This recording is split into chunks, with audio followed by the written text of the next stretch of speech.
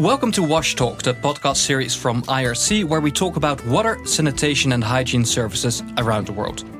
I'm Jerome Westerbeek. Next to me is Caterina Fonseca. She's the IRC's head of international programs. And today we will talk about menstrual health. We'll be talking to Virginia Rowe, an independent consultant who has been working on human rights and their practical implementations since 2002. We need to hear male voices as well, because without that, it seems that it's only a women's issue, and this isn't a women's issue. This is a human issue. We will also look at some examples from Nepal and Kenya. Menstrual health. Not many people feel very comfortable talking about this. Nevertheless, it is an important topic, isn't it, Caterina?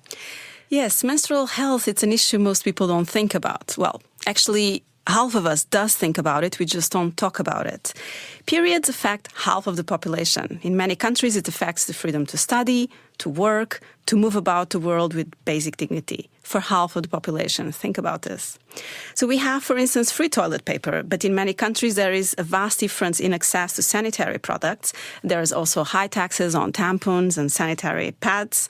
And so the main question is, why should any woman feel angst about something that happens every single month for most of their lives? Let's talk about this topic with Virginia Rowe. Good morning. Thank you very much for inviting me. Yeah, well, let's first talk about the taboo, because why is there still a taboo on menstrual hygiene? It really is an extraordinary fact, isn't it? That, as Caterina has said, half of the world experiences menstruation every month. We know how to manage it. We think we know what we're doing, and yet it is preventing so much in terms of education and health and work opportunities.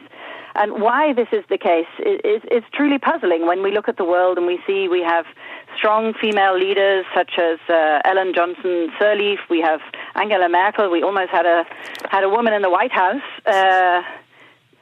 and yet issues such as menstrual hygiene and menstrual health remain an absolute taboo. If you scratch the surface even slightly and ask people, what does it mean to them? What does their menstruation mean to them? Firstly, they'll brush it off and perhaps won't want to talk about it. But you will often, if you say, well, what happened when you first got your period? You will hear stories of that reflect rejection and taboos and, oh, you mustn't talk about that. And so, even between women, you will often find silence on menstrual health. And it has an impact on longer-term health issues. So women will not complain about the headaches that they have or the pains that they have. And this can have a longer impact on their productive health. Yeah, is this a global problem?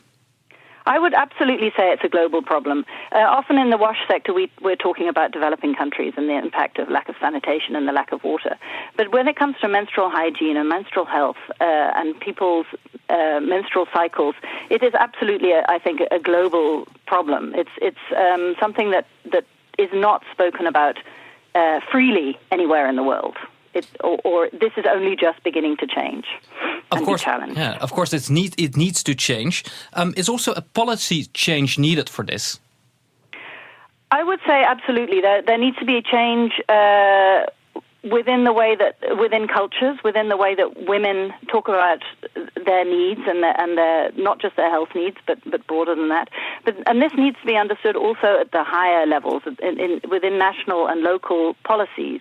As Caterina was saying, there's often a tax on sanitary products, where you won't find tax on similar necessary products, and there needs to be a policy to address this, and perhaps more broadly than in not just relating to taxes, but also to ensuring that there is adequate sanitation in schools, to ensure that both boys and girls are educated about sanitation and about menstrual health of women and girls, that there is an understanding of the menstrual cycle and of the reproductive cycle. But Virginia, you mentioned the women leaders and how they can voice some of these issues. What about men?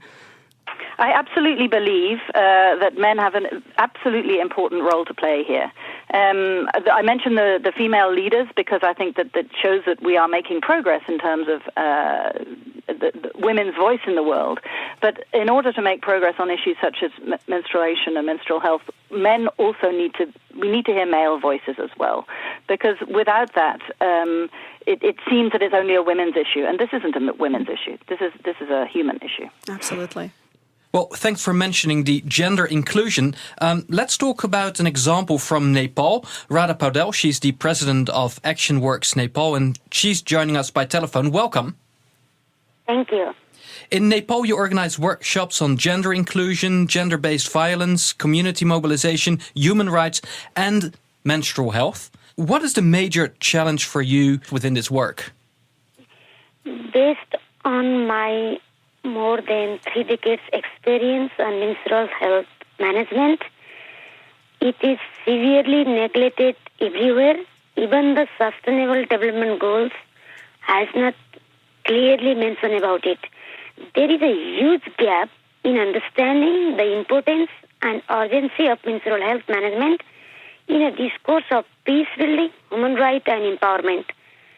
Regardless of education, class, caste, gender, geography, Nepalese communities are following the varieties of menstrual restrictions across the globe that leads to violence, poor education, low income, disease and often death.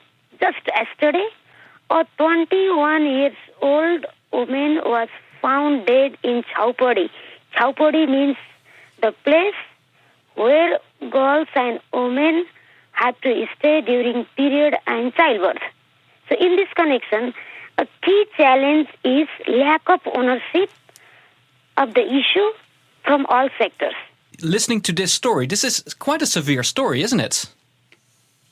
Absolutely. I think that within those who are knowledgeable about menstrual health, the example of how women and girls are treated in Nepal is certainly one of the most extreme example of how difficult it is culturally, socially, and in every part of women's lives. Their menstrual cycle is. So, Radha, how do you try to overcome this in Nepal? There are many ways to overcome, but especially I have been able to engage boys, men, religious leaders, journalists in menstrual health campaign at local level, at the national level and global level. Yes, this is so ingrained in our society. I mean, it starts with not talking about it in schools, at home and in schools, and then suddenly when girls start menstruating, they disappear from school, and most people don't know about this darker side of the impact of periods and menstruation. And I was preparing for this podcast, I was talking with a friend last night, and he was saying, well, but if it only happens a few days a month, why is it such a problem? What happens? Why do girls leave school? Can you answer this question, Radha? Even I am working in Nepal, and many of my friends are not accepting me. They excluded me. They blame me that I'm the anti-Hindu religion. I'm pro with some political parties. So this is how they are seeing me. None of the organization, educated people or school or the family like to discuss about it. And Radha, how do you break through? How do you, you talked about how your friends also shun away from you and find it a bit embarrassing. How do you break through? What kind of message do you bring and how do you bring it? I always ask how many days your daughter and wife are living in a cow shed. From that kind of question, I started to overcome. I also go through some religious books, and I also review some Eastern philosophy, and they are replicating, they are applying the Eastern philosophy and some Hindu religious books. Let's go to another part of the world. Let's go to Kenya, where we talk to Neville Okwara. Welcome. Yeah, thank you so much. Yeah, you work with the Wash Hub in Kenya, and you're the focal point for menstrual hygiene management activities. What has been your most successful activity so far in Kenya? One of the key highlights is that in the Kenya Sanitation and Hygiene Policy, we now have a whole section on menstrual hygiene management. Okay, so especially we were looking at it. It has been taken up to a policy level. We realized that even in the policy, we adopted the three-pronged approach, breaking the silence on menstruation. Then we look at safe and hygienic management of menstruation, and lastly, disposal. So currently, what we've done is that we've looked at these three broad aspects, and we are now coming up with the menstrual hygiene management policy. The example here in Kenya is that it's really taken up to a policy level. Is that something that is still lacking in other countries as well? I would say it absolutely is lacking in very many countries. I think that Neville is talking from Kenya, which has very progressive policies in many different areas and has some very strong actors playing, particularly in menstrual health. And I think that this will really demonstrate, as this policy is implemented, how important menstrual health is to improvements in sanitation and in access to sanitation in all areas of people's lives. Yeah, but it is certainly an unusual case, and I think that many countries can learn. Yeah. But what I must add is it has actually given us that impetus that truly it's important for us to talk about menstruation, because it involves the private sector, it involves government, and not just the Ministry of Health, but also Ministry of Water, Ministry of Education. All of them are involved in the process. But you are the focal point for the menstrual hygiene in Kenya. How is it for you as a man to be this focal point? Because, it's still a topic with a huge taboo. For a start, it was really tough, especially talking about women issues. But later on, I realized that this is a normal biological process. And at this time, we've trained about 64 trainers on menstrual hygiene management. And I'm happy to report that out of the 64, about 35 were men. So right now, we've gotten to a point that men, and especially men who are in positions of leadership, are in the process of talking about mainstreaming menstruation at their workplaces, because we chose the county public health officers, those who are in charge of public health in the various counties. And at this time, they're actually doing a lot. So if we just heard the example from Nepal, we heard the example from Kenya. There's a huge gap in between, isn't it? I really feel there is still so much to be done with regards to menstruation. If only, for instance, in our case in Kenya, as much as we've gotten to that policy level, we are yet to see the government coming out so strongly and funding menstrual hygiene activities. The closest the government has done is zero rating products. That was in 2013. Then zero rating menstrual hygiene products.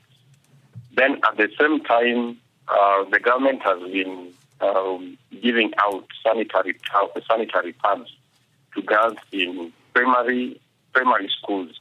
But this really has not solved the issue of managing menstruation. So the greatest gap we are actually seeing in Kenya is the government has not come out so strongly. And we believe that by committing the government through the development of the policy, then it will mean that the government will be mandated now to undertake menstrual hygiene management activities in each and every county in Kenya. Virginia, we heard the two examples from Kenya, from Nepal, two completely different worlds, isn't it? It really is two different. In one sense, it's two different worlds, but I think that the message that we're getting from both countries is that there is still a lot to be done in terms of simply breaking the taboo and putting the right policies in place. So what we've heard from Rada is very much that we need to be talking to not just to the women and the girls, but also to the political leaders, the religious leaders. What we hear from Kenya is similar. It's about breaking the taboo. It's about breaking the silence, about encouraging all people, to be more open about menstruation generally, to be better educated about menstruation and what the reproductive cycle is. I think that we can see that maybe there are different extremes in how on cultural norms, but I think that the methods for managing and for improving the situation are absolutely the same. Okay, thank you very much, Virginia Rove. Katarina, to wrap up, what are the most important takeaways from this episode? It was a very interesting conversation. Thank you to all the speakers as well. So my main points are that, well, we all know, but it's always good to reinforce it. Periods are a normal biological process. We should not be ashamed of them. And we can start talking more about it. We can talk with the women, but mainly with men in positions of power, with religious leaders. So it becomes less of a taboo. In development work, we can't ignore it. We need to make sure that it's part of our WASH programs, water and sanitation, hygiene, education programs, health programs. We need to start planning for it. And we can also lobby for government support to have the right policies, no taxation or limited taxation on pads and tampons, the availability, making sure some of these products are available in schools, in workplaces, and actually start changing part of the education curricula. But my final point, and also drawing on my personal experience, if you are a father, please do hug your girl when she gets her period. Give her a hug. Don't make her feel ashamed. That's my last takeaway. I will remember that for well, at least it will take some time. I hope another 12 years before I have that conversation. But thank you so much for joining us.